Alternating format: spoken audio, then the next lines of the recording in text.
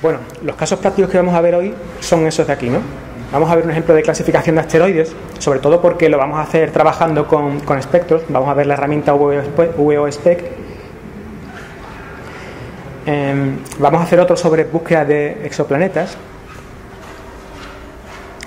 Estudio multirrango de una galaxia, ver una galaxia en diferentes longitudes de onda. Vamos a buscar también enanas marrones y vamos también a ver algo de movimientos propios. Bueno, deciros que este y los otros ejemplos que vamos a ver aquí están todos en la página del observatorio virtual, ¿vale? La página del observatorio virtual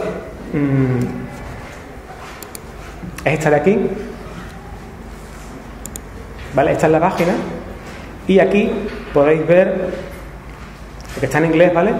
Aprendiendo astronomía con el observatorio virtual, ¿no? Entonces, si entramos en este enlace de aquí, vamos a ver una serie de ejemplos, entre ellos los que vamos a ver hoy aquí. Hay dos grupos, estos primeros están en español y estos de aquí en inglés, ¿no? Porque son del Observatorio Virtual Europeo. Todos los que vamos a ver están cogidos de aquí y son trabajos hechos para el máster de astronomía y astrofísica que hemos hecho Paco y yo, ¿vale? Algunos de los ejemplos de aquí los conoces tú y son los que vamos a desarrollar hoy aquí. Y es un documento que, bueno, aquí podéis ver algunos de ellos. Yo recomiendo que luego los miréis porque aquí los vamos a ver de forma muy rápida y más que detenernos en la teoría y los fundamentos astronómicos que hay por detrás, lo que vamos a hacer es ver cómo se utilizan las herramientas, ¿no? Después, si tenéis interés, pues los podéis ver con más tranquilidad en casa. Este, por ejemplo, es el de los espectros de asteroides, ¿vale? Como veis, bueno, aquí está el sello, aquí está el sello de la universidad, esos son los ejemplos que desarrollamos en clase. Y aquí, bueno, hay una introducción para que conozcáis un poco el trasfondo teórico que hay detrás de este estudio y después pues se describe cómo se utilizan las herramientas del observatorio virtual para hacer el estudio, ¿no? Esto es lo que vamos a hacer ahora. Como digo, aquí hay, no sé si son 9 o 10 ejemplos en español de diferentes tipos, con diferentes herramientas y con cosas muy diversas, y después hay otros 6 más que también son muy interesantes y estos están en inglés, ¿vale? Y como veis, bueno, pues hay aquí composición mineralógica de asteroides, que es el primero que vamos a ver, pero se puede estudiar también el movimiento de las lunas de Júpiter, utilizar imágenes para ver cómo orbitan a Júpiter, búsqueda de exoplanetas, que también lo vamos a ver, el estudio multirrango de esta galaxia, búsqueda de enanas marrones, movimientos propios, y aquí hay otros también que son muy interesantes, cálculo de distancia entre galaxias utilizando el método de las cefeidas, obtener la constante de Hubble, ¿vale? A través de utilizando el desplazamiento del rojo de las galaxias. Hay otro de análisis espectroscópicos y otro estudio de cuásares y radiogalaxias con el observatorio virtual, ¿vale? Después, en los que están en inglés, pues podemos obtener el diagrama HR de las Pléyades, una cosa que entre otras cosas nos permite, por ejemplo, determinar la antigüedad, ¿no? La edad del cúmulo de las Pléyades. También podemos calcular la distancia a la galaxia de Andrómeda, a la nebulosa del Cangrejo. Podemos estudiar también la secuencia de Hubble, confirmar la presencia de una supernova en una galaxia, ¿vale? Y obtener el cálculo del movimiento propio de la estrella de Barnard. La estrella de Barnard, que es la estrella que más rápido debe moverse en el cielo, se puede calcular a qué velocidad se mueve.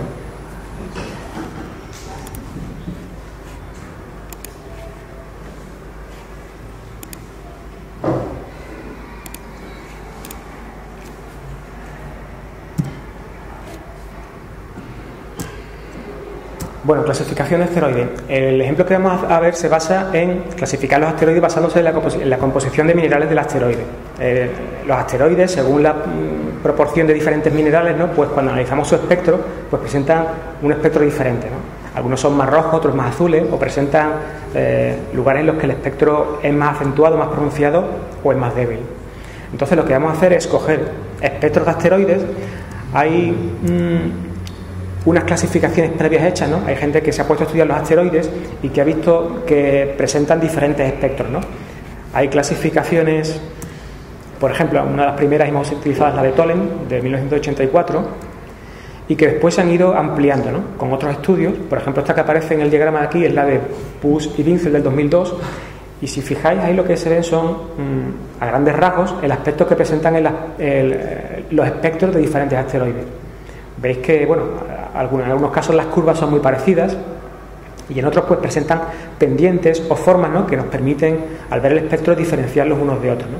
La idea es coger espectros que hemos tenido de asteroides y ver a cuáles de estas curvas visualmente se parecen más. En concreto, lo que vamos a utilizar al final es la clasificación esta de aquí, de MEO de 2009.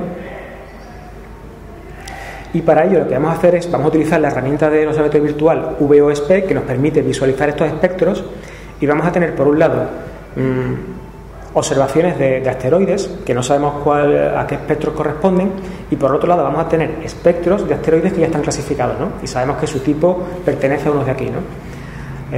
Cada espectro se le da una letra para identificarlo. Por ejemplo, los que son carbonáceos, ¿no?, con una alta proporción de carbono en su composición, pues se le da la letra C. Por ejemplo, los que tienen más presencia de silicatos, pues son la S, y después dentro de cada categoría pues se va refinando, ¿no? Dentro de los silicatos y los carbonáceos pues se va afinando según la composición, según la combinación de otro tipo de minerales que tenga. Entonces vamos a ir a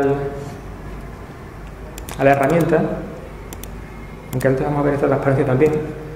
Estas son algunas guías, ¿no?, y criterios a la hora de clasificar los asteroides, ¿no?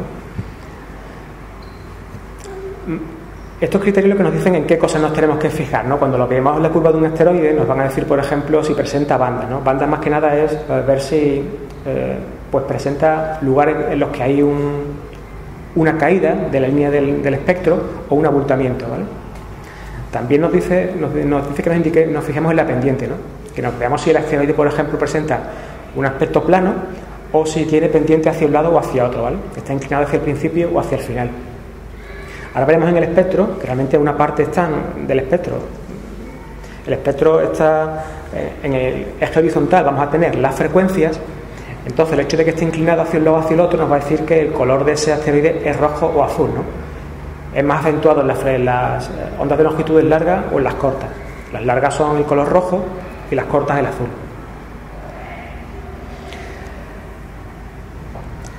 Fijándonos en las bandas, en lo que os digo es si en algún momento presenta alguna joroba o alguna parte en la que se hunde, podemos ver en qué lugar se produce ese abultamiento o esa caída, qué tipo de minerales presenta, y nos puede ayudar, por ejemplo, a hacer una clasificación en algunos otros tipos, ¿no? Aquí, por ejemplo, habla si tiene dos bandas a 0,9 y 1,9 y muy profundas, es un tipo V, ¿no?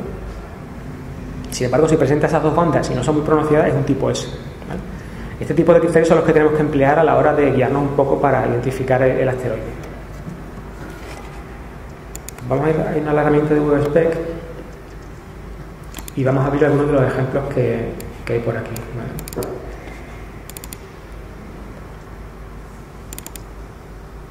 Por ejemplo, este es el caso de un asteroide.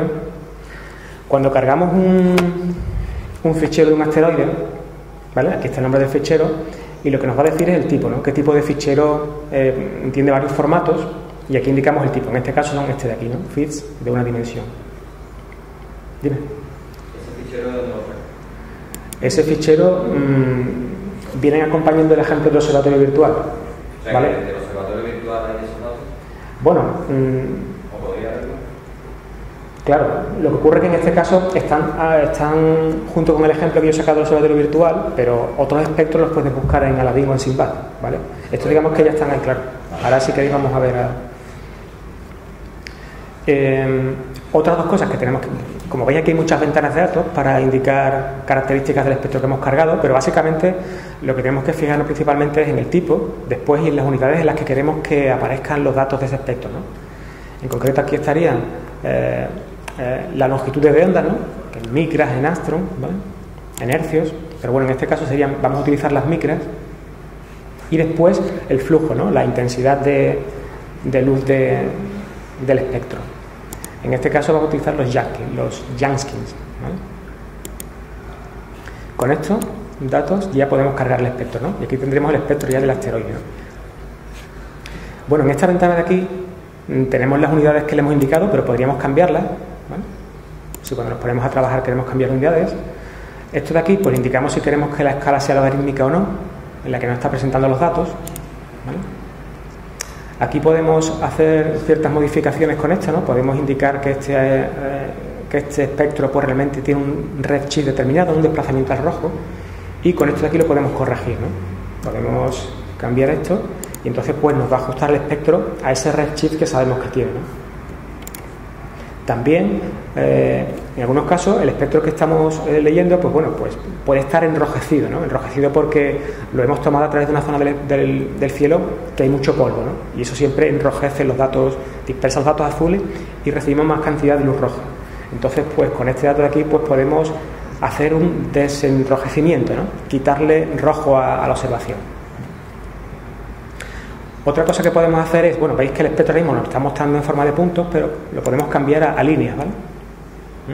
Que en algunos casos pues es más intuitivo y me resulta más visible los puntos en los que hay absorciones y emisiones. Como digo, este es el de un asteroide y ahora pues realmente visualmente lo que tendríamos primero es que fijarnos en el aspecto que tiene. Veis que aquí ya presenta algunas jorobas, algunas caídas, ¿vale? Y después también tenemos que fijarnos en la pendiente, ¿no? Si realmente de forma general vemos que la pendiente es más o menos horizontal o está inclinada hacia un lado o hacia otro. Con esto y con la imagen de estos tipos que tenemos aquí, pues iríamos clasificándolo. Podríamos ver en este caso, bueno, esta es una clasificación diferente realmente a la que vamos a utilizar, que es la de Demeo. Esta es la de Pussy Pincel, ¿vale? Pero en la de Demeo sí que aparecen curvas como la que presenta este asteroide. De hecho, en este ejemplo tengo aquí, este sería de tipo V, y si cargamos el tipo V, aquí tendríamos que poner las mismas unidades que hemos utilizado para el espectro de asteroides, ¿vale? Podemos ver que, para que se vean los dos, ¿vale?, que hay una cierta coincidencia entre ambos espectros, ¿vale? Puede ocurrir que, como nos pasa en este caso, que estén un poquito desplazados uno con respecto al otro, ¿vale? Porque, bueno, nos puede influir el hecho de que uno esté en movimiento y el espectro presente cierto desplazamiento debido a su movimiento propio, ¿vale? Pero la idea es esta, ¿no? Es coger un asteroide y fijándose en la curva que presenta su espectro, encontrar uno de los modelos que tenemos que se asemeje a él, ¿vale? Las longitudes de onda deben de ser altas porque se trata de luz reflejada, ¿no? Sí, además esto creo que están tomadas en el infrarrojo, ¿vale? También creo, ¿vale? Es luz reflejada, y de hecho una de las cosas que además lo cuenta en el ejemplo es que cuando se obtiene el espectro de un asteroide, el asteroide no emite luz, lo que está haciendo es reflejar la luz del Sol. De hecho, si miráis el ejemplo que viene ahí, te muestra el espectro inicial cuando se toma del asteroide y te muestra el del Sol y son casi iguales. Y es porque el asteroide está reflejando la luz del Sol, con lo cual la luz que refleja se parece mucho a la del Sol. Hay que calibrar ese espectro para quitarle, digamos, componentes o quitarle lo que realmente es el Sol y quedarnos solamente con lo que es propio del asteroide, ¿vale? Y cuando hacemos eso, pues nos sale una curva como esta, que ya no es una curva de luz parecida a la del Sol, un espectro parecido a la del Sol, sino que realmente presenta las características propias del asteroide. En este caso ya lo tenemos hecho, con lo cual nos quitamos el trabajo de tener que calibrar ese espectro.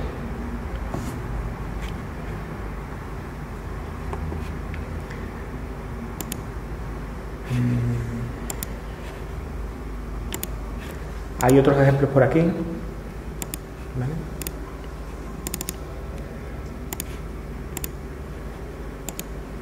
Podemos cargar otras unidades si queremos, ¿eh? ¿Vale? Fijaos, este es un espectro muy diferente, realmente este no presenta bandas, lo que básicamente aquí nos podemos fijar es en la pendiente, ¿no? Aquí estamos viendo que la pendiente, la mayor intensidad nos viene en longitudes de ondas más cortas. Este es un asteroide que tiene una luz más azulada y en este caso pues corresponde a un tipo B. Si abrimos la del tipo B, vamos a poner las mismas unidades que he cogido, creo que eran Angstroms y Battle.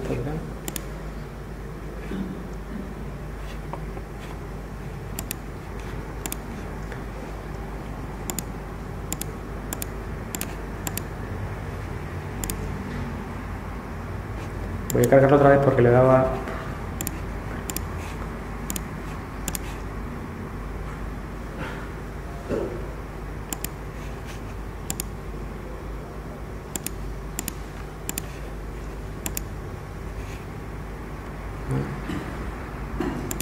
Vamos a ponerlo con líneas, los dos, que se ven mejor.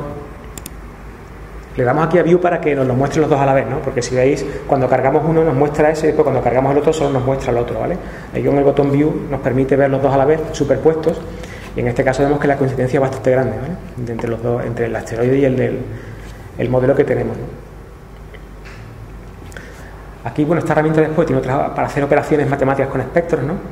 Sumar espectros, restarlos. Esto sobre todo es útil cuando queremos calibrar un espectro, lo que he comentado antes del Sol, ¿no? Si queremos restarle un espectro del Sol al espectro que tenemos de un asteroide para calibrarlo, pues lo haríamos con estas herramientas, ¿no? Y bueno, como digo, aquí tiene un montón de cosas, pero bueno, no vamos a entrar ahí porque nos llevaríamos mucho más tiempo. Estas herramientas, aparte de que se pueden descargar gratuitamente de internet, pues tienen sus manuales de uso, ¿vale? Con lo cual pues tenemos ahí una referencia de todas las funcionalidades que tienen estas herramientas, ¿no? Esta es la básica, ¿no?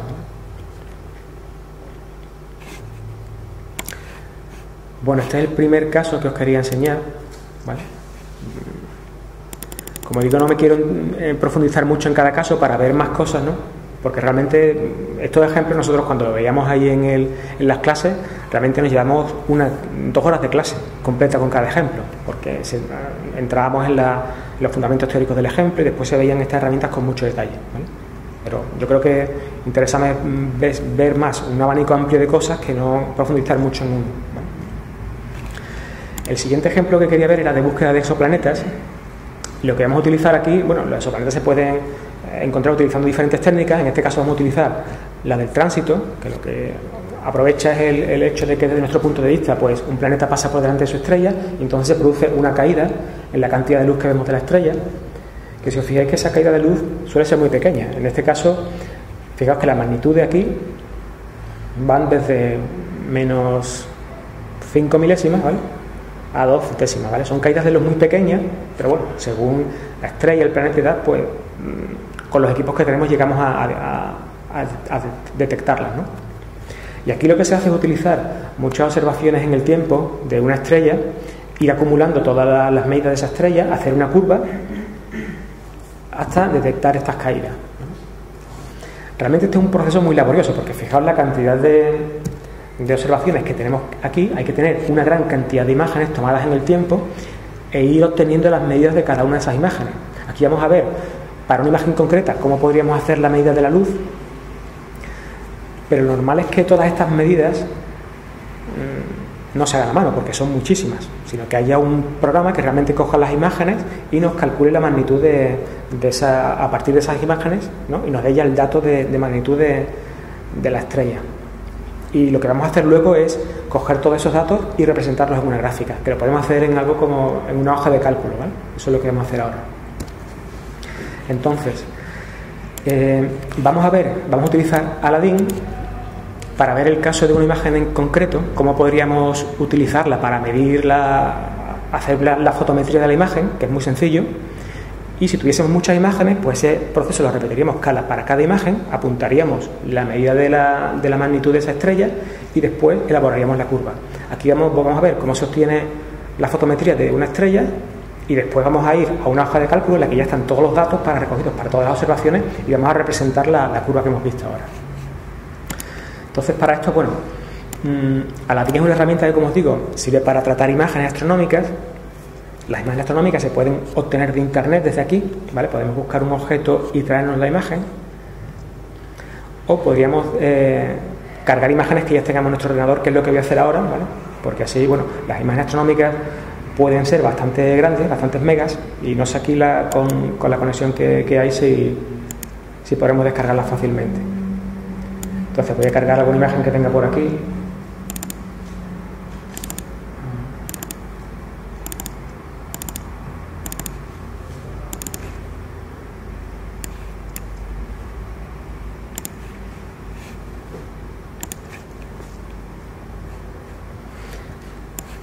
Ahora lo que hace Aladdin, nos la ha cargado aquí. Aladdin es un programa que una vez que tú cargas algo o haces cualquier operación, trabaja por capas, ¿no? Él va creando capas, que son estas que se ven aquí, como si fuese una especie de Photoshop, en las que tenemos diferentes imágenes que se superponen. Y en este caso, bueno, esta es la imagen que hemos cargado. Si tuviésemos más imágenes, las podríamos cargar aquí también. Por ejemplo, vamos a coger otra más. este de aquí. Vamos a ver. Y como veis, lo que nos aparece aquí es otra capa, ¿vale? Entonces nosotros aquí con estas capas pues podemos en cada momento visualizar una u otra. Y podemos incluso, en principio, solo vemos una imagen, pero con esto, utilizando los botones de aquí, podemos visualizar más de una imagen simultáneamente, ¿no? Aquí este cuadrito nos indica que podemos cargar una única imagen, con este podemos cargar dos o múltiples imágenes, ¿vale? Una vez que tenemos esta vista de dos imágenes, podemos aquí marcar y que cada una de las imágenes que tenemos aparezcan aquí, ¿vale? Ahora, para hacer la fotometría, lo primero que haríamos, bueno, si os fijáis, estas imágenes están invertidas, ¿no? El cielo, que es oscuro, aparece blanco y las estrellas aparecen en negro. Entonces, para hacer la fotometría, lo primero que tenemos que hacer es invertirlas, que para eso lo que hacemos aquí en el menú de imagen, nos vamos aquí a la primera opción, la de contraste y mapa, y le decimos que nos invierta la imagen, ¿vale? Con esta opción de aquí. Entonces, ahora que tenemos esta imagen, ya podríamos hacer la fotometría. La fotometría se hace, por ejemplo, con esta opción que hay aquí, de FOT, que nos permite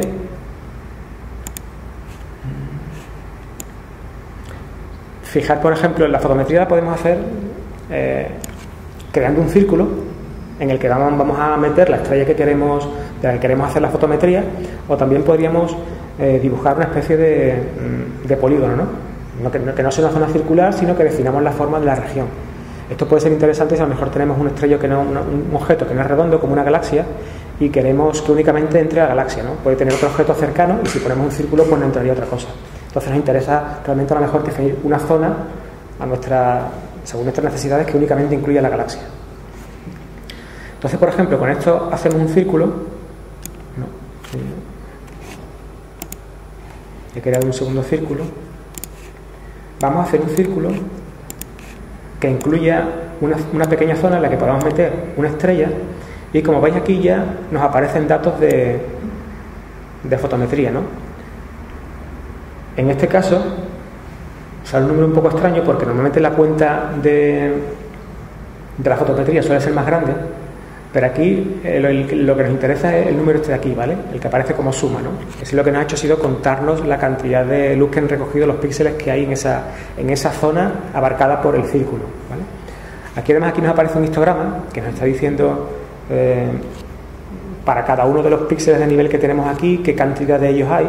Si nos ponemos en cada una de estas curvas, nos está diciendo esta barra de aquí a qué píxeles de la imagen corresponde, ¿vale? Estos son los más oscuros, y conforme nos desplazamos por aquí, pues realmente nos está indicando los píxeles más brillantes, ¿no? Que son los que aportan más luz, pero que en este caso pues son menos que los que aparecen en la zona oscura. Una vez que tenemos este círculo, podemos hacer la fotometría de esta estrella y todas las que tenemos en el campo. Lo que sí es importante es que cuando hagamos eso, pues utilicemos siempre el mismo círculo, ¿vale? Cojamos siempre la misma región. Entonces podríamos sacar la fotometría de esta estrella y después movernos a otra e ir sacando la fotometría de todas las estrellas del campo. Para hacer la curva de luz de los exoplanetas, lo que haríamos es ir recogiendo el valor que tenemos para cada estrella, ir apuntándolos hasta obtener una secuencia de datos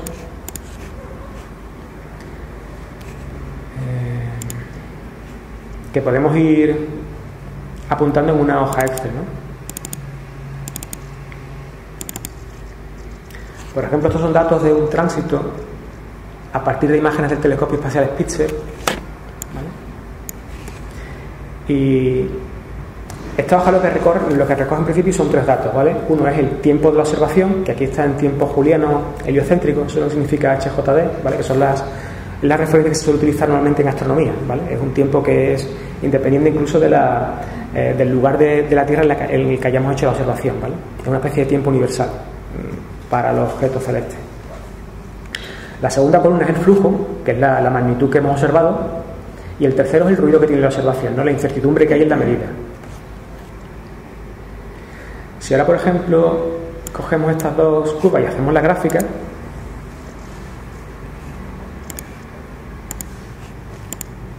¿vale? Como veis, ahí nos aparece el tránsito. Esta caída de la luz que vemos aquí es el tránsito del exoplaneta.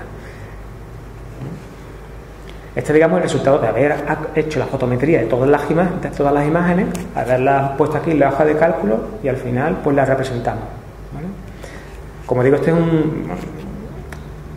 haciéndolo así a mano y con Aladdin requiere bastante esfuerzo, ¿vale? Un trabajo que es muy manual.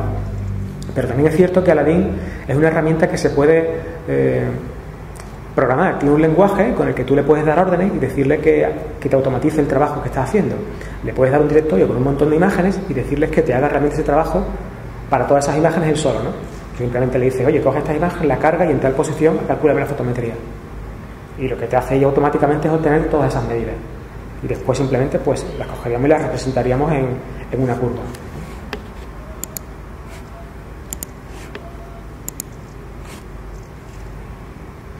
Bueno, voy a pasar al siguiente ejemplo, que es el estudio multirrango de una galaxia.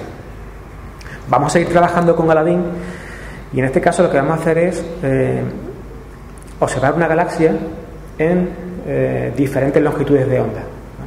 Esto es útil porque en una galaxia las diferentes longitudes de onda y en otros objetos pues realmente nos están dando información diferente sobre el contenido de esa galaxia, ¿no? Nos están diciendo según la longitud de onda en la que observemos si esa galaxia tiene mucho o poco polvo con el que pueden formarse estrellas. Si esa galaxia está en otras longitudes de onda, por ejemplo en el ultravioleta, nos puede estar diciendo que hay una gran cantidad de estrellas en formación, ¿vale? Por lo tanto, una observación en multirrango nos permite estudiar los diferentes procesos que se están dando en esa galaxia, ¿no? Como digo, para esta herramienta también voy a utilizar Aladdin. Vamos a quitar todo lo que hemos hecho con los asteroides y para este estudio lo que se hace es ir a una página de la NASA que es esta de aquí, NET, ¿vale? Bueno, de Caltech, ¿vale? Y esta es una base de datos de objetos extragalácticos, galaxias, ¿vale? Y aquí pues tenemos utilidades y también podemos acceder a los datos de un montón de objetos de muchas formas, ¿no? La forma más sencilla es utilizar el nombre, ¿no? En este caso, el objeto que vamos a utilizar es esta galaxia aquí, la NGC 2997, es una galaxia que está en el hemisferio sur, desde aquí no la vemos. Y cuando ponemos el identificador de la galaxia, bueno, pues ya nos da una serie de datos básicos de la galaxia y aquí nos da acceso a mucha más información sobre la galaxia, ¿no? En concreto a las imágenes, pero fijáis que por ejemplo aquí también podemos obtener espectros de la galaxia, ¿vale? Aquí podríamos coger los espectros de esta galaxia y cargarlas en el VOSPEC que veíamos antes, ¿vale? En este caso vamos a trabajar con imágenes y aquí pues vamos a ver que tenemos una gran cantidad de imágenes y de fuentes muy diferentes, ¿no? ¿Vale? Aquí incluso podemos ver ya una previsualización de las imágenes que tenemos, ¿vale?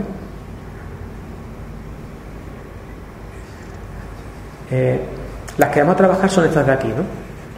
Una cosa interesante que, bueno, aquí nos está diciendo incluso con qué medio se ha tomado la imagen, ¿no? Por ejemplo, el telescopio, ¿no?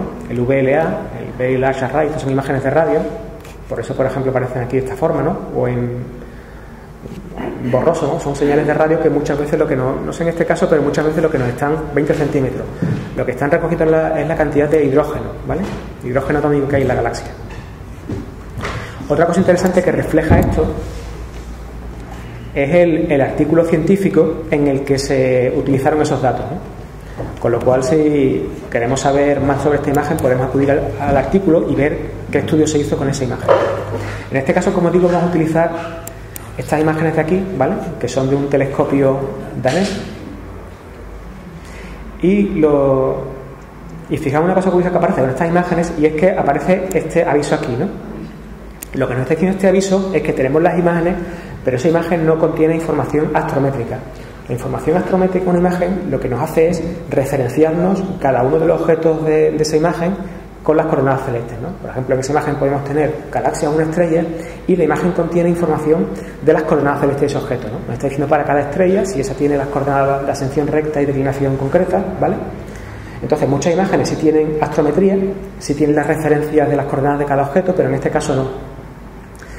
Y nos va a servir porque vamos a ver cómo podemos poner las coordenadas utilizando Aladdin, las coordenadas a cualquier imagen que nos bajemos, ¿vale? Vamos a ir a Aladdin y vamos a cargar las imágenes, que también las tengo.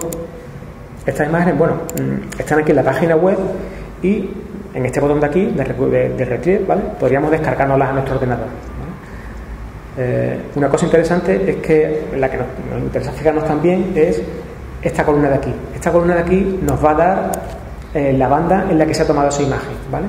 Esta es la banda I, que es una banda del infrarrojo.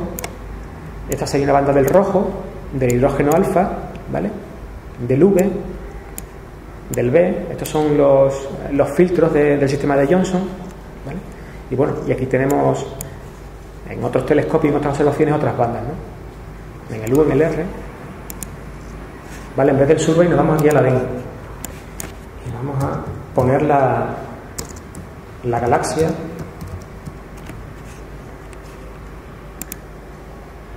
Lo que vamos a hacer ahora es que una vez que le hemos puesto el identificador de la galaxia, nos va a obtener imágenes que tenemos de esa galaxia, que tiene Aladdin de diferentes fuentes de esa galaxia. Claro, y esa es la que hay que hacer. Hay que coger la del TUMAS, creo que era el K decía, ¿no? Sí. ¿Y el cono?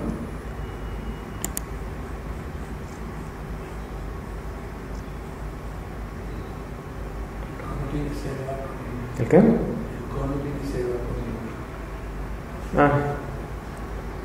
No, pero yo creo que con el NGC poniendo la referencia ya te lo carga. Eso sí.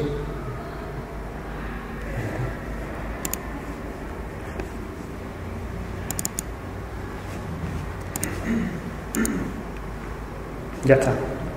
¿Vale? Estaba viendo, a ver si va a tardar mucho. Bueno, aquí tenemos la imagen de este catálogo del TUMAS en la banda K de la galaxia. Y ahora lo que hacemos es que cargamos una a una las imágenes de la galaxia que tenemos del catálogo anterior, que no están calibradas astrométricamente, junto con las del TUMAS. Y lo que vamos a hacer es ir marcando en cada una de las imágenes una referencia del TUMAS y la de la imagen de la galaxia que queremos calibrar, de forma que él pueda ir asociando coordenadas a cada uno de los objetos que tenemos ahí. Entonces, esta es la imagen del TUMAS, esta es la de la galaxia, y ahora utilizamos la funcionalidad de calibración astrométrica. Le damos a esta opción de aquí, que es la de por estrellas que coincidan, y ahora lo que tenemos que ir haciendo es marcando la posición XY de la imagen que no está calibrada, que en este caso es esta de aquí. Y por ejemplo marcamos una estrella, aquí hay una utilidad que nos puede resultar útil, que es la de una especie de lupa, ¿vale? Que nos va a aparecer aquí, de forma que cuando nos acerquemos a un objeto, pues tratemos de que lo que marcamos esté casi en el centro del objeto, ¿vale? Ya le he dado el clic y como veis lo que ha hecho por aquí es marcar las coordenadas X, Y en esta imagen, ¿vale? Ahora nos tenemos que ir a la imagen del TUMAS y marcar el mismo objeto. Hago clic, aquí lo que pasa es que no entra todo, pero como veis lo que ha hecho ha sido asociar a esas coordenadas X, Y unas coordenadas ya celestes, ¿vale? Que las ha tomado de la imagen del TUMAS, que sí tiene la astrometría.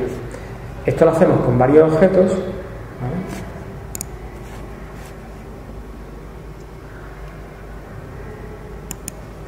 Voy a hacerlo rápido.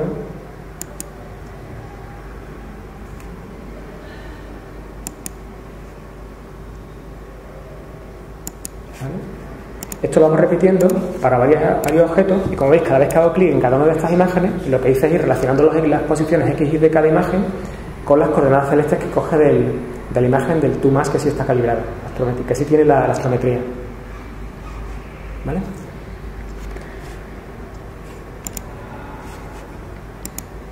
Bueno, esto habría que repetirlo para cada una de las imágenes, ¿vale? Ya hemos visto cómo se hace. Lo que voy a hacer es quitar estas imágenes y cargar otras que ya están calibradas astrométricamente, ¿vale?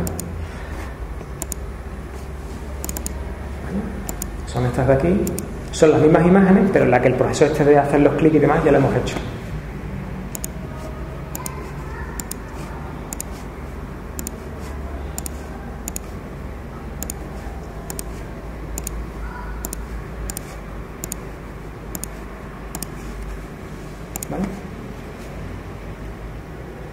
Una de las cosas que va a ocurrir cuando yo tenga ya las imágenes con astrometría es que se os va a habilitar este botón que hay aquí, de Match. Este botón lo que va a hacer es que, si tenéis varias imágenes en varios planos, las va todas a superponer una encima de otra, de forma que las posiciones de sus coordenadas coincidan exactamente, ¿vale? Hay veces que podemos tener imágenes de diferentes catálogos o del mismo catálogo, pero que están un poco desplazadas unas con respecto a la otra. Con este botón lo que hacemos es que nos las coloca para que las coordenadas de cada imagen coincidan unas con otras, de forma que cuando pasemos de una a otra los objetos estén siempre en la misma posición, ¿vale? Bueno, ahora el estudio multirango, bueno, se puede hacer así, sobre estas imágenes tal cual las tenemos, podemos ver ya en cada filtro cuáles son los objetos que más aparecen, ¿no? Si estrellas, nubes de gas. Pero otra forma de hacer este estudio es superponiendo todas las imágenes y crear una imagen en color, ¿vale? Y es lo que vamos a hacer ahora. Bueno, antes de hacer eso, lo primero que tenemos que hacer es de nuevo invertir las imágenes, ¿vale? Porque como veis ahora mismo están puestas al revés, ¿no? Entonces hacemos lo mismo que hicimos antes.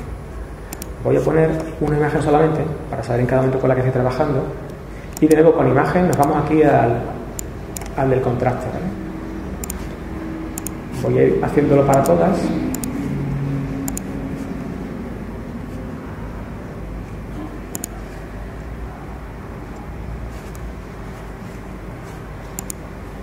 ¿No lo ha hecho, no?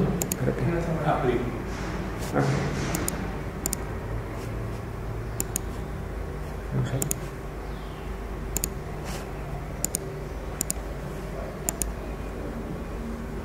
Espérate, es que tengo... Es que hay que marcar este y después seleccionar esta imagen, ¿vale?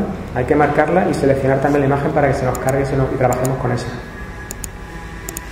¿Vale? Marcar esa.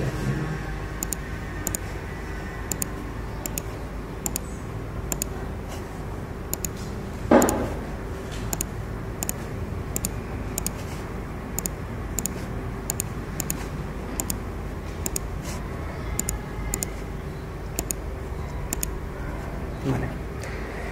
Ya las tenemos todas aquí y para hacer esta imagen compuesta en diferentes colores utilizamos esta herramienta que hay aquí, RGB. Con esta vamos a poder coger 3 imágenes de las que tenemos aquí en estas capas y asignarles diferentes colores y combinarlas todas, ¿no? Vamos a coger, fijaos que aquí en cada color podemos utilizar cualquiera de las imágenes que tenemos en los planos. Vamos a dejar esta que hay aquí y vemos a ver qué tal queda. Pero bueno, lo suyo es coger realmente las bandas que nos interesan, ¿no? Aquí tenemos la U ultravioleta, la la V visible y el infrarrojo. Le damos a crear y ahora lo que hace es que nos crea un plano nuevo con combinando esas 3 imágenes según los colores que le hemos indicado.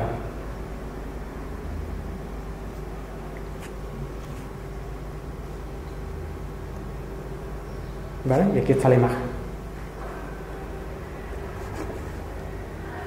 No se ve mucho, pero aquí después podemos ir a la herramienta de contraste y podemos variar un poco cada uno de los colores, variando la curva para acentuar más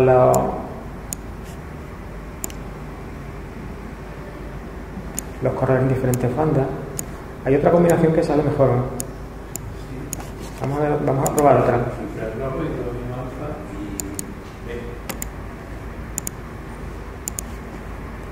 En el rojo, en el H alfa, de hecho, yo estuve mirando ayer y me fijaba cuáles eran las que tenían, las que se veían más cantidad de objetos, ¿no? En cada imagen, y las utilizaba. Por ejemplo, esta de aquí, el U, el hidrógeno alfa y el B, ¿vale? Vamos a utilizar aquí el hidrógeno alfa, vamos a poner los colores las longitudes más largas en los colores más rojos. Aquí vamos a poner el V y aquí el B en el azul.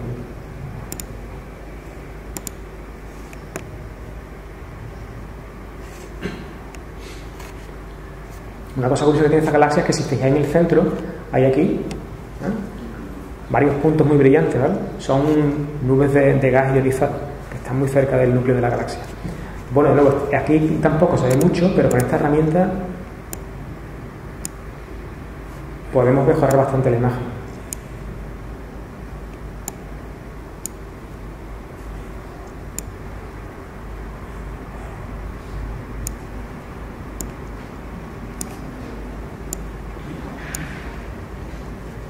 La idea es destacar cada uno de los colores para que podamos apreciar realmente en todas las bandas cada una de los objetos que se ven ahí, ¿vale? Bueno, esto es cuestión ya de ponerse y realmente trabajar con esos colores para que aparezca una imagen que nos dé la mayor cantidad de información posible. Una cosa más interesante que se puede hacer con esto, una vez que tenemos esta imagen, es obtener también datos de esta imagen en radio, en concreto en la banda de los 20 centímetros, que nos da información sobre el hidrógeno que hay presente, ¿no? El gas que hay. Esto se hace de nuevo abriendo aquí un nuevo fichero, pero en este caso nos lo vamos a traer de internet, y esto estaba aquí, creo, en VLA.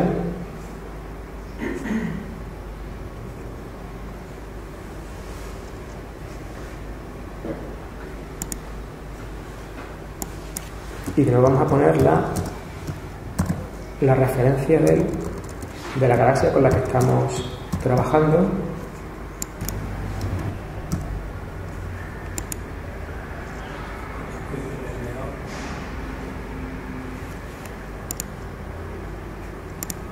Ahora, ya me la he cargado, ¿vale? Bueno, esta es la imagen de la galaxia en ondas de radio.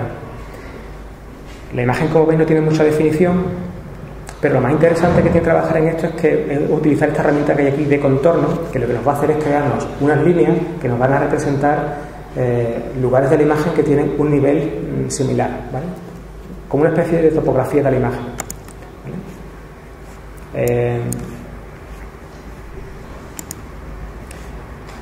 Si utilizamos las opciones por defecto que nos vienen en esa herramienta, como veis, nos ha dibujado ya algunas líneas que nos van a representar, pues bueno, el nivel que hay de esa señal en diferentes zonas del cielo. Fijaos, una cosa curiosa que aparece con esto, y es que aparece aquí algo que en las imágenes del visible no se ve, ¿vale?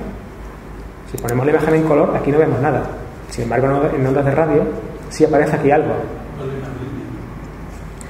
Exactamente, si le ponemos más líneas, aquí, como veis, pues este es una especie de histograma, es un histograma realmente, y le hemos marcado 4 líneas, ¿no? Y es lo que nos está representando, pero podemos aumentarle el número y ponerle que nos muestre 8.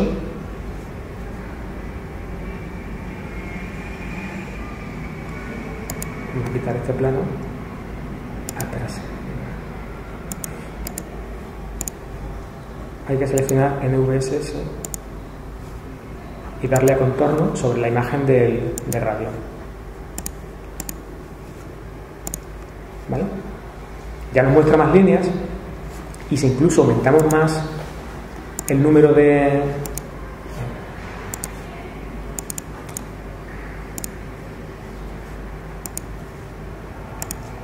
líneas que queremos que nos dibuje, fijaos que aparece ya. Ahora quizás le he puesto demasiadas.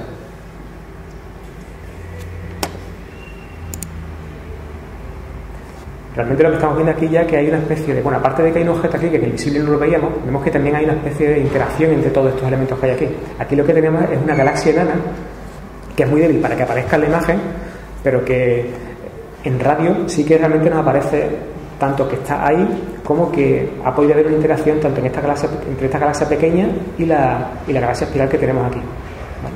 Hay una conexión entre ambas a través de nubes de hidrógeno, ¿vale?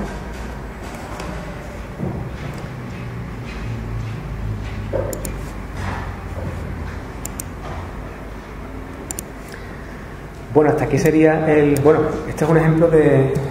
Trabajando más las imágenes, los niveles de RGB, se puede obtener otra imagen muy diferente, ¿vale? Eso ya es cuestión de jugar con los colores y con la intensidad de cada uno de ellos. Bueno, el siguiente ejemplo es otro ejercicio que hay aquí, que en este caso vamos a utilizar una herramienta diferente, que es TopCap, y lo que vamos a hacer es buscar enanas marrones. De nuevo nos vamos a apoyar en catálogos que ya existen, y vamos a utilizar los datos de los objetos que hay en esos catálogos para intentar determinar si alguno de ellos que hay ahí es un enana marrón. Como sabéis, las enanas marrones son objetos que están a medio camino entre los planetas gigantes y las estrellas y presentan ciertas características que, utilizándolas, podemos localizarlo en los catálogos. Catálogos en los que tenemos información en diferentes filtros sobre los objetos y mirando el valor que tienen, por ejemplo, en determinados filtros esos objetos, podemos intentar averiguar si lo que tenemos ahí es un enano marrón o es un objeto de otro tipo. Entonces, en este ejemplo de enanas marrones, lo que vamos a hacer es bajarnos información de dos catálogos y vamos a utilizar la herramienta TopCap. TopCap es una herramienta que lo que hace es no trabajar con imágenes, sino trabajar con los datos de esas imágenes, ya digo, valores de magnitudes, de posiciones, de movimientos propios, de lo que tengan esos catálogos, y utilizando esa información vamos a intentar obtener pues conocimiento sobre los objetos que hay ahí. En este caso, como digo, utilizamos TopCap, nos bajamos la información, y TopCap es una herramienta que trabaja con tablas, ¿vale? En vez de con imágenes, nos descargamos los datos de esos catálogos en forma de tabla, y lo que vamos a hacer ahora es cruzar la información. Tenemos dos catálogos diferentes y vamos a combinar la información de esos dos catálogos para buscar las enanas marrones.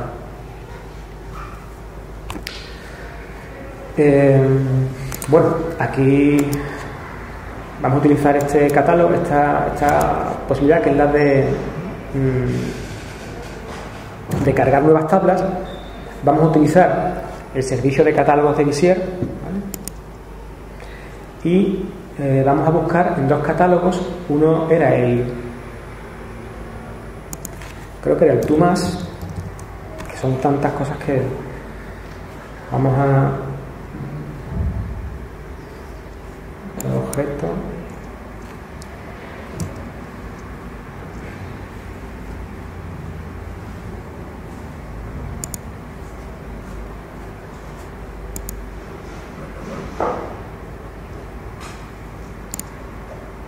esto es la búsqueda de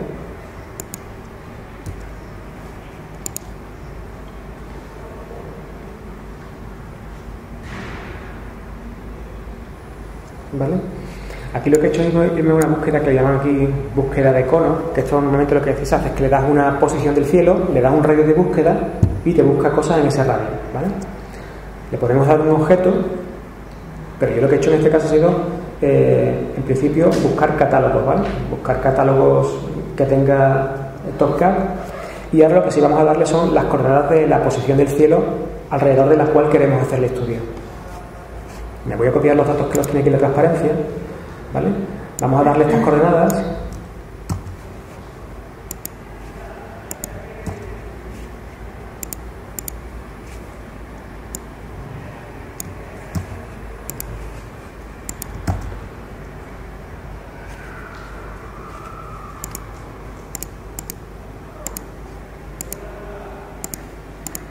Vamos a utilizar justamente los parámetros que vienen en el ejemplo, ¿vale? Vamos a probarlo.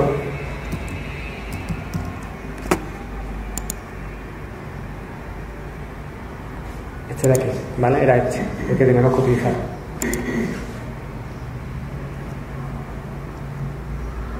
Ahora se está descargando más cantidad, ¿vale? Ahora si cargamos la tabla, sí, ahora sí.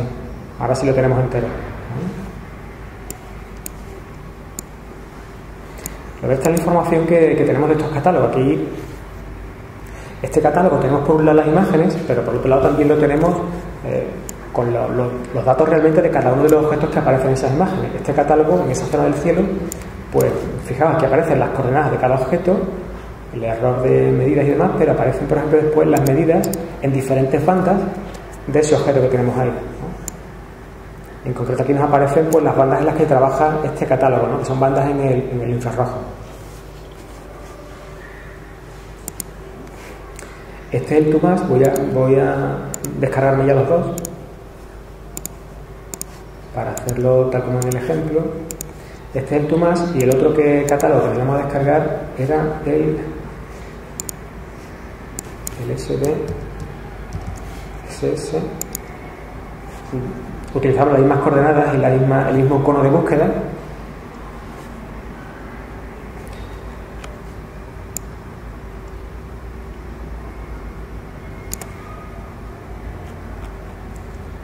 y tenemos que utilizar este de aquí, ¿vale? El data release 7 del SDSS. Le damos a OK y lo está cargando aquí.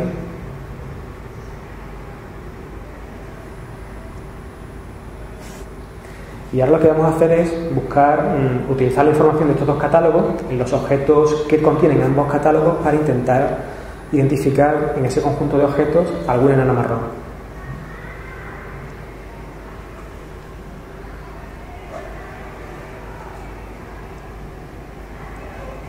Aquí va un poco más lento, pero bueno, en casa si lo hacéis os tarda menos en cargar, ¿eh?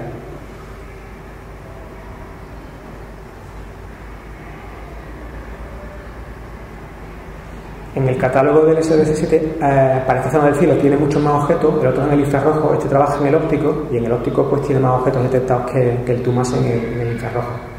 Pero en este ejemplo lo que nos interesa es combinar tantos datos del óptico como del infrarrojo, ¿vale? Para intentar localizar a las enanas marrones.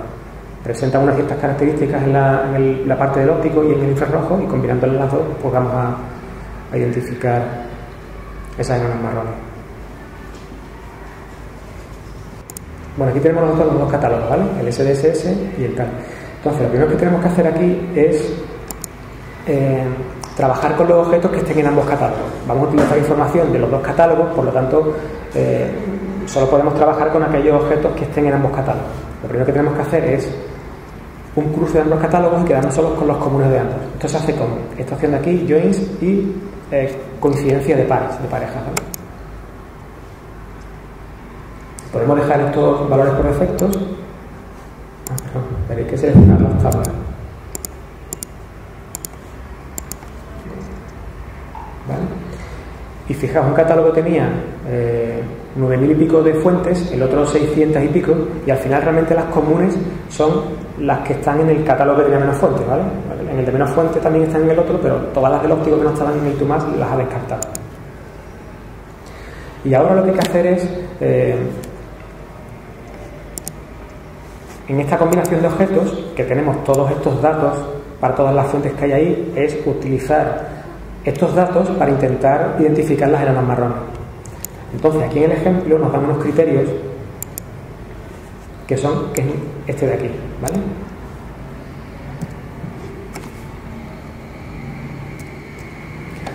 Aquí lo que está utilizando son valores en algunas de esas columnas que hemos visto que corresponderían a las enanas marrones. Por ejemplo, una cosa que hace es utilizar una columna que es la CL, que identifica la clase de objetos que tenemos ahí. El 6 es las estrellas, y lo primero que vamos a hacer ahí es descartar objetos que no sean estrellas. Por ejemplo, la galaxia no nos interesa. Después, otra cosa que hacemos es descartar objetos que en ciertas bandas son, o mejor dicho, quedarnos con objetos que en ciertas bandas son muy débiles. En concreto, buscamos objetos que en la banda U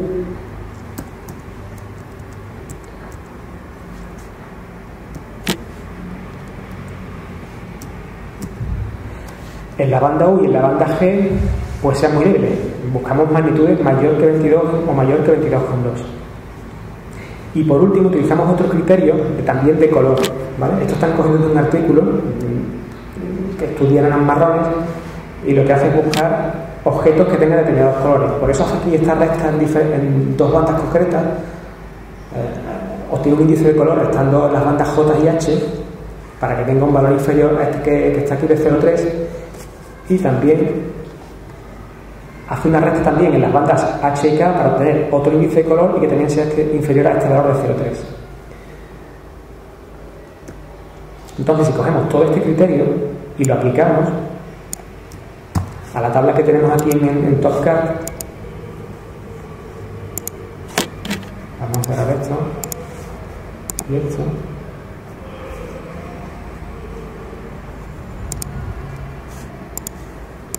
Utilizamos esta herramienta que hay aquí, que es la de hacer un subconjunto de la tabla que ya tenemos, utilizando esta opción de aquí, nuevo subconjunto.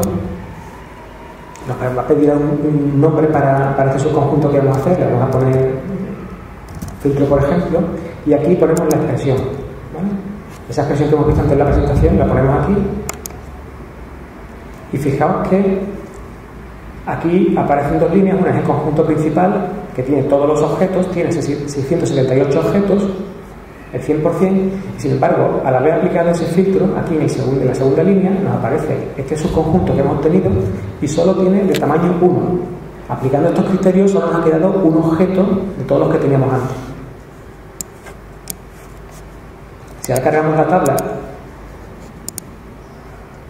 y le decimos que, bueno, aquí tenemos todos los objetos, pero le decimos ahora que nos destaquen los objetos del filtro, pues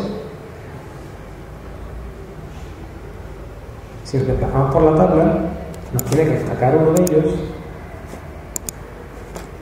este de aquí, ¿vale? Que es el único que ha cumplido el criterio que le hemos dado y es el que ha quedado después de aplicar el criterio a tabla completa, ¿vale? Aquí, por ejemplo, en esta columna está la designación de este objeto en el catálogo de TUMAS, ¿vale? Si copiamos este identificador y nos vamos, por ejemplo, a SIMBAD y le decimos que nos lo busque, tenemos que... Bueno, esto estaba, de hecho ya lo busqué antes. Fijaos que nos aparece aquí y nos dice que es una enana marrón, ¿vale? Entonces realmente esto es lo que nos está confirmando que los criterios que hemos utilizado realmente nos sirven para localizar otras enanas marrones. Lo hemos hecho en una zona del cielo, pero esto después podemos hacer una búsqueda en otros lugares del cielo y encontrar objetos con características como las que hemos utilizado y que también sean enanas marrones que no hemos identificado, ¿vale? Evidentemente, esto es un ejemplo, pero podemos utilizar esta herramienta y esta forma de trabajar para detectar cualquier tipo de objeto, ¿vale? Siempre que tengamos unos criterios que sepamos cómo podemos identificarlo en los catálogos. Bueno, y el último ejemplo que quería ver era de movimientos propios. Para esta herramienta también podemos utilizar Aladdin.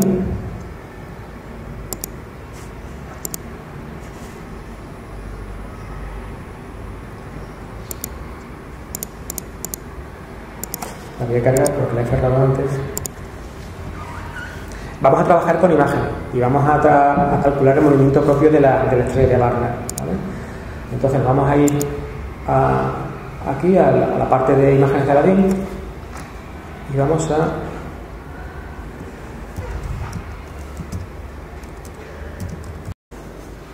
estrella de Barnard y vamos a coger dos que estén separados en el tiempo.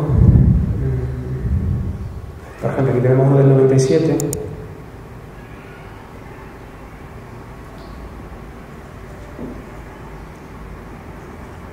Del 91.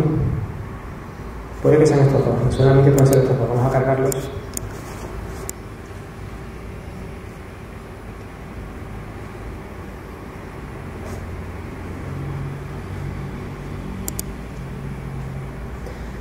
Hay una cosa interesante que se puede hacer en Aladdin cuando tenemos dos imágenes que son de la misma zona del cielo y en el que sabemos que hay un objeto que se mueve. Se puede hacer una película, ¿vale? Esto se hace con este icono que hay aquí, que como veis aparece como una especie de película antigua. Podemos elegir las dos imágenes que tenemos aquí cargadas y decirle que nos cree la película y nos crea una capa nueva en la que, como veis, la estrella de Barnard es este objeto que hay aquí, ¿vale? Realmente las dos imágenes, como son de filtros muy diferentes, pues hay objetos que están comunes en las dos imágenes, pero que en un caso aparecen y en otro no, porque los objetos brillan de forma diferente en cada banda. Sin embargo, en los dos casos vemos la estrella de Barnard, que es esta de aquí, y vemos cómo se ha desplazado. Por ejemplo, estos dos objetos los vemos en las dos imágenes en el mismo sitio, pero la estrella de Barnard, que es este objeto tan brillante que hay aquí, vemos cómo de una a otra se ha desplazado. Entonces, bueno, esto está bien para ver el movimiento, pero para hacer el estudio del movimiento propio, vamos a utilizar de nuevo la herramienta RGB para crear una capa en la que los dos objetos aparecen con diferentes colores. Tenemos aquí seleccionado uno en rojo y otro en el azul, creamos la capa y lo que nos van a aparecer ahora son esos objetos en diferentes colores en esta nueva capa. De hecho, aquí esta sería la estrella de Barnard en una de las capas y aquí en naranja aparece en la otra capa, ¿vale? Entonces, para calcular el movimiento propio, ahora utilizaríamos esta herramienta de aquí, que es la de distancia. Voy a poner también la lupa, ¿vale? Y lo que haríamos sería marcar la distancia que hay entre ambos dos objetos, ¿vale? Como estas imágenes tienen astrometría, ya directamente nos va a dar la distancia que las separa entre las dos imágenes, que en este caso es poco más de 1,5 minutos de arco. El ejemplo este lo que hace a continuación es un cálculo utilizando esta distancia que hemos calculado para determinar la velocidad a la que se mueve la estrella en el cielo. Vamos a utilizar simplemente dividir la distancia entre el tiempo que ha transcurrido, ¿vale? La distancia sería, vamos a poner aquí distancia d y el tiempo.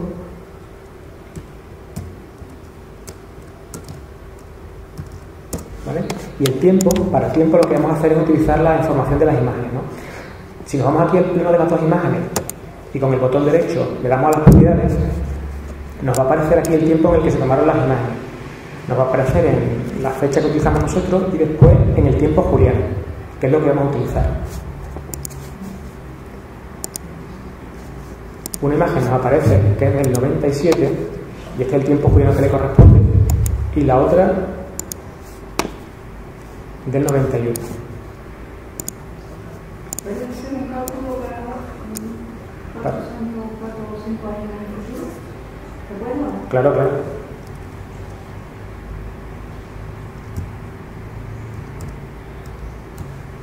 Con eso es suficiente para lo que queremos hacer. 91 menos... ¿Vale? Vamos a hacer el cálculo de la velocidad a la que se desplaza. Bueno, espérate, vamos a ver. Esto era en arcos minutos, ¿vale? Para tenerlo en segundos, lo multiplicamos por 60.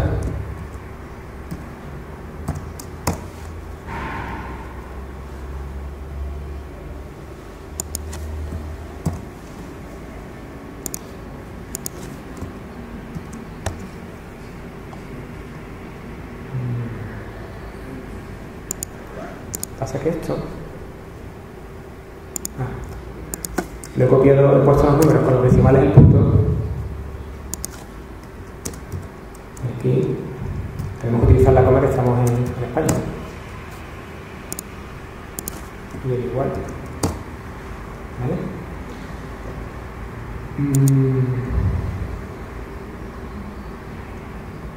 Tengo que mirar con más tranquilidad y ver por qué no sale el cálculo, pero realmente sale. Aquí te salen los 10 y pico segundos de movimiento propio que tiene la estrella, y si busquéis aquí en Aladín la estrella de Barnard y el movimiento propio que aparece aquí coincide.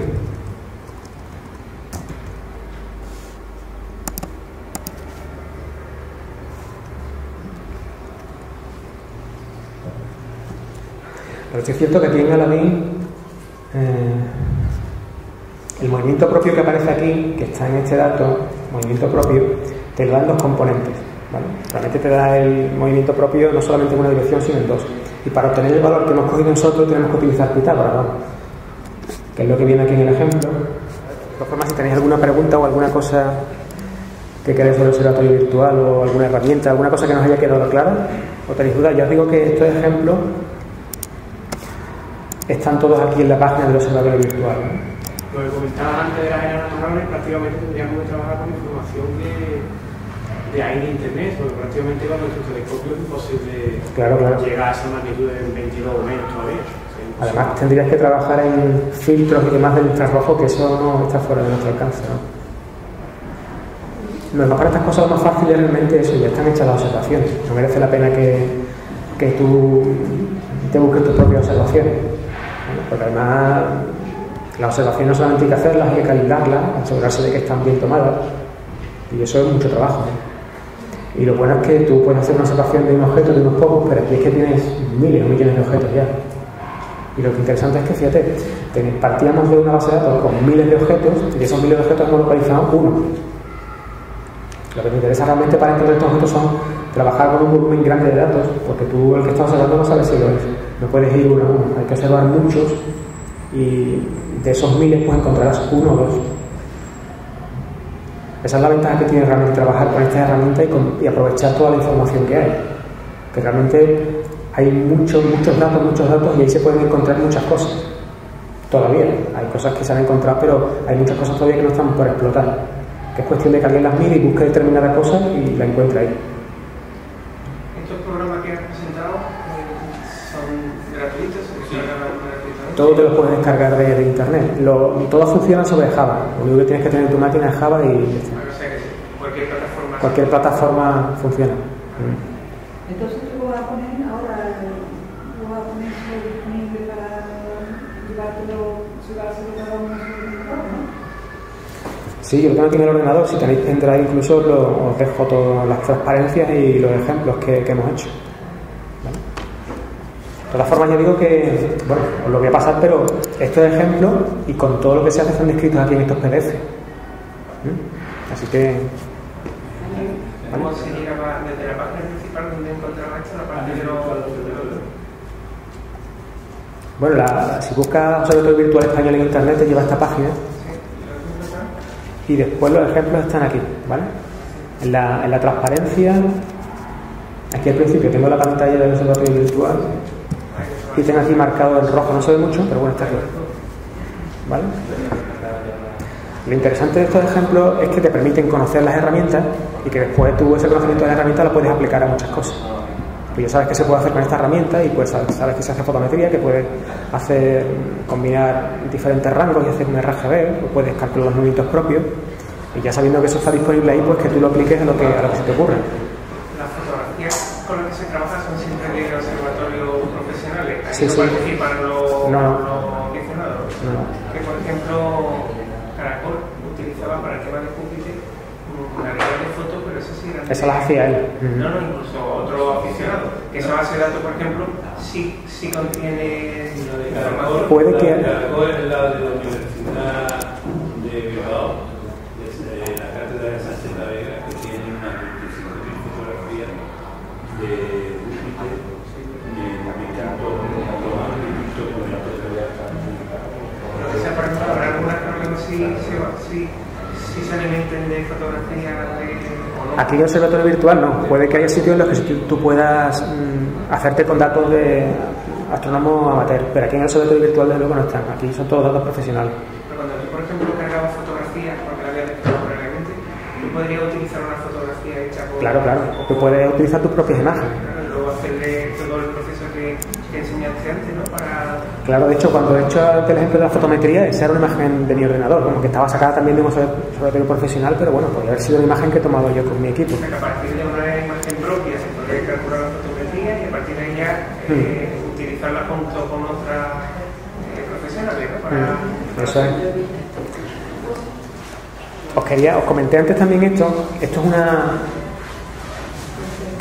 un proyecto de ciencia ciudadana que tienen en el Observatorio Virtual, que también lo comenté el otro día, que es interesante, que es el de trabajar con imágenes para afinar las trayectorias, las órbitas de los asteroides. Este es un proyecto en el que puede participar cualquiera, solo tienes que darte de alta en la plataforma y una vez que entras aquí, lo que haces es utilizar Aladdin, pero además de una forma que no tienes que tener ni siquiera instalado en tu máquina, porque Aladdin son aplicaciones Java que lo puedes tener en local en la máquina o desde un navegador se pueden arrancar, y de hecho es lo que hacen ellos. Y entonces tú, una vez que te das de alta aquí, tienen tutoriales y demás para saber cómo funcionan, pero lo que hacen es que te muestran aquí una lista de asteroides, de objetos cercanos a la Tierra. Tú pinchas en cualquiera de ellos y lo que van a hacer aquí es que te van a mostrar cada una de estas datos que aparecen aquí corresponde a una imagen y tú lanzas desde aquí el Aladdin y automáticamente se te van a cargar, bueno, te va a arrancar el Aladdin, además te lo van a arrancar desde el navegador sin que tú lo tengas que tener instalado en tu máquina, te lo descargas de internet y por ejemplo en esta imagen de aquí pues te van a cargar en el Aladdin estas primeras 5 imágenes que hay aquí, con idea de que tú ahora en Aladdin, en esas 5 imágenes, localices el asteroide y lo marques. Ellos lo que quieren es que tú, en esa imagen en la que ya aparece el asteroide, pero que todavía no tiene una órbita muy afinada, pues tú marques exactamente dónde ves el asteroide para que ellos puedan ir refinando la órbita. ¿Vale? Todo esto con idea de que cada vez pues tengamos una mejor información de por dónde pasan los asteroides cercanos a la Tierra, para saber si en algún momento pueden representar un peligro para nosotros. ¿Vale? Como digo, un proyecto muy interesante y realmente después, incluso las aportaciones que hacemos nosotros, ellos también hacen, bueno, la información que envían al MPC y que escriben artículos científicos, y después las cosas que tú has hecho, si has participado en esos trabajos que ellos presentan, pues te citan, ¿vale? Con lo cual también, pues bueno, un reconocimiento al trabajo que hacen.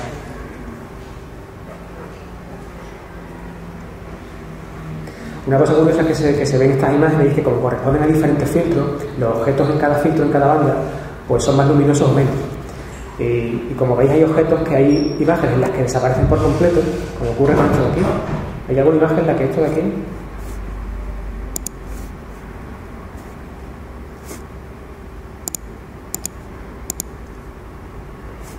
No sé por qué se ha parado esto. Para la animación, por ejemplo, como la ordena cronológicamente las imágenes, porque cada una está tomada en un momento distinto y deberían estar en un sitio distinto, ¿no? ¿Pero te las cargan cronológicamente? Sí, ¿no? Sí.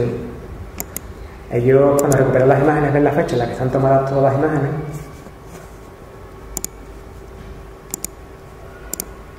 Vamos a hacer la película, ya se han terminado de cargar todas las imágenes.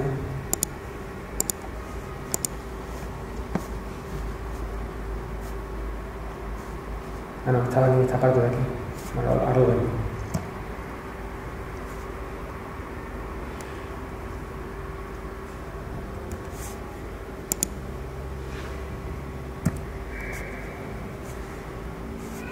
Se supone que el objeto está por aquí.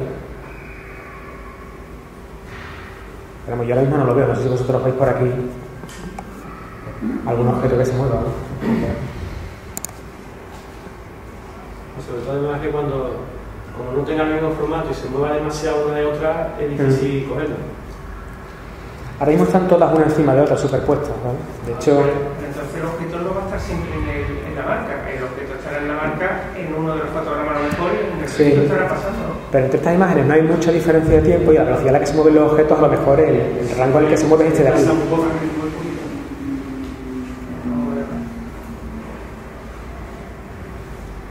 A ver, lo que se hace ahí es exactamente lo mismo que cuando te dan el código de DLC.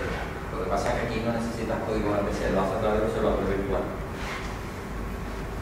Es muy importante, le está marcando que la posición según la órbita calculada del asteroide tiene que pasar por él, pero no significa que pase por él, lo cual significa que la órbita hay que refinarla. Por eso es tan importante el operador humano que vea la foto donde supuestamente se supone que está el objeto y diga no está ahí, está ahí arriba, y eso lo que hace es refinar la órbita. Por eso es tan importante ese proyecto, porque hay cientos de miles de objetos que las órbitas son todavía muy preliminares. Y por eso, enlazando con la charla última de Cándido, cuando te dicen que en el año tal va a impactar un objeto, simplemente con una pequeña diferencia de miles de kilómetros. O sea, las órbitas no están... Las únicas órbitas que están totalmente determinadas y aún así son las planetarias. Y además porque hay interacciones continuas entre estos cuerpos y con el cuerpo del objeto y cambian. Y aparte habéis visto las imágenes del 67P, del tracimiento, son objetos muy irregulares. Hay determinadas fuerzas que actúan sobre esos objetos irregulares que cambian también la órbita. O sea, a lo mejor llega una determinada órbita y simplemente porque cambia un poco la inclinación o el Sol más en un sitio que en otro, vuelve a cambiar. En esta imagen de aquí yo no logro ver el objeto. Como tú dices, te marcan una posición y el objeto se supone que pasa por ahí y normalmente no está ahí, pero tampoco anda muy lejos. ¿La flecha que indica ahí en el centro? ¿Qué sería? Este es el centro de la imagen, el centro de las coordenadas que ha tomado para sacar todas las imágenes, pero se supone que el objeto tiene que estar en torno a esta cruceta que hay aquí, pero yo no lo veo. De hecho, fijaos, seguramente puede que esté aquí, pero sea tan débil que no se ve. Por eso incluso, fíjate, si a nosotros nos cuesta trabajo, incluso no lo vemos, pues un ordenador ya imposible.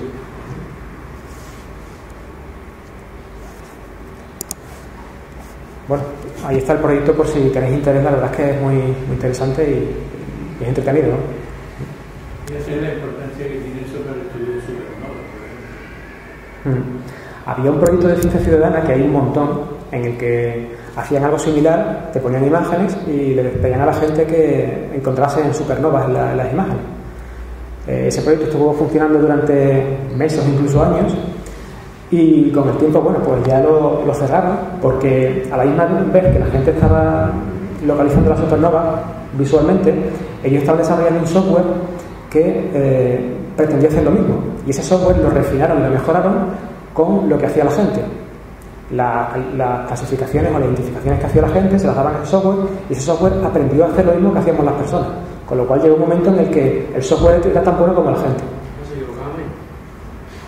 De hecho, en estos proyectos lo que se hace es que los mismos datos que te mandan a ti, pues se los mandan a 5 o a 10 personas más, porque realmente, bueno, cada uno tenemos nuestra percepción, nuestro criterio, y tampoco es fiarte únicamente de los datos de una persona. Lo suyo es que ese mismo dato lo vean 5 o 6 personas, y cuando 5 o 6 personas, la mayoría te dicen que ahí hay algo, pues eso sí es fiable, ¿no? De hecho, si miráis, por ejemplo, no me he seguido ya. Las clasificaciones, tú cuando entras aquí en la plataforma te dicen lo que llevas hecho, y por ejemplo aquí me dicen, en una imagen para un asteroide el estatus que elegiste es distinto del definitivo. Yo he marcado una cosa, pero después la mayoría de la gente ha visto que era otra, y cuando ellos han ido a mirarlo, pues he dicho, sí, pues es otra cosa. Con lo cual todos nos equivocamos, y lo fiable es que varias personas pues marquen lo mismo y vean lo mismo, ¿vale?